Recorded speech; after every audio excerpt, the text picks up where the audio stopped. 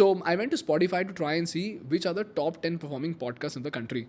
So the top 10 podcast में से जो top 2 थे, one was Bhagavad Gita and the other was something on the lines of lust stories.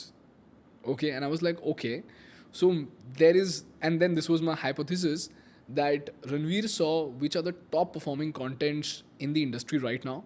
One of the best ways to look at it would be to look at other YouTube contents or something like Spotify. Spotify is a much more sorted platform because it has very less content. Over there, if somebody is listening to Bhagavad Gita more than they're listening to, let's say, some finance related podcast, there could be a very good possibility that that content will do well. And maybe you experimented with that and then it just blew up. And I also see your evolution. When you started producing podcasts, you also started doing vlogging. And I also remember that you and Manish sir, you went to Varanasi and there was some conversation that was happening between you guys and it was too horrific. So I just said, let's not watch this at night. So what I see you doing is that you evolve so much on the basis of data and trend that you somehow become a chameleon in the social media algorithm where you just fit so perfectly in with what's happening right now that it eventually gives you more relevance, and then that helps you talk about contents that are not so relevant, and that's where you become an instrument of relevance. So it's almost like a virtuous cycle. You pick something that is absolutely relevant, you make yourself more relevant, and with that relevance, then you fuel relevance to things that are not relevant. Then those things become relevant. Eventually, that fuels more growth. Podcasting being one of those things. So my question is my hypothesis right in terms of how you think about producing the next leap of content?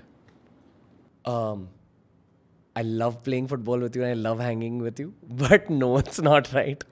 So I know on the surface it seems that way that like, oh, the Bhagavad Gita podcast is doing it, oh, the lust story is doing it. I'll do this.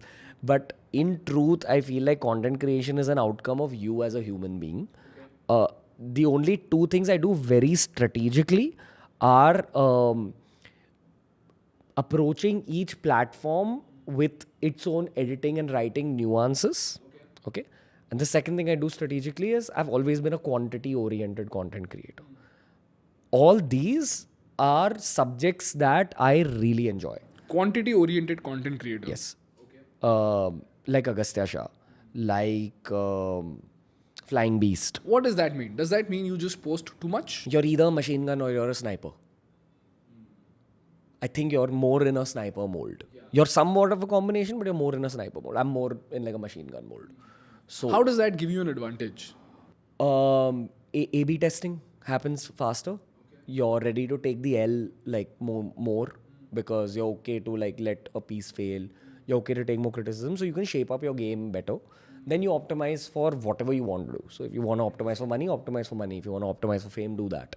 But I think every human has their own natural strengths, and it's important to know that, especially in content creation. In terms of behind the content, who is the human and what is that human's natural strengths, and then mold your content according to that. So even in football, I'm always the guy who runs around more than actually touching the ball. Like I want to make more of an impact through my stamina than I make through my technique. Interesting. So from what I can sense from this is that you're not a guy who goes outward. I mean, you're not the guy who goes inward, you're the guy who goes outward. You don't go from what's happening in the market to understanding what you should do. You look at what you want to do and then eventually you do it at scale. Yes. In such high quantities that you eventually figure out what does well in the market and then you optimize for it. Is that correct? Yeah.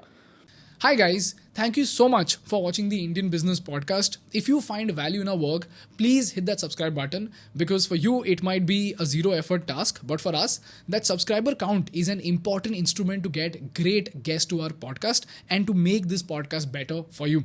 So if you find value, please subscribe.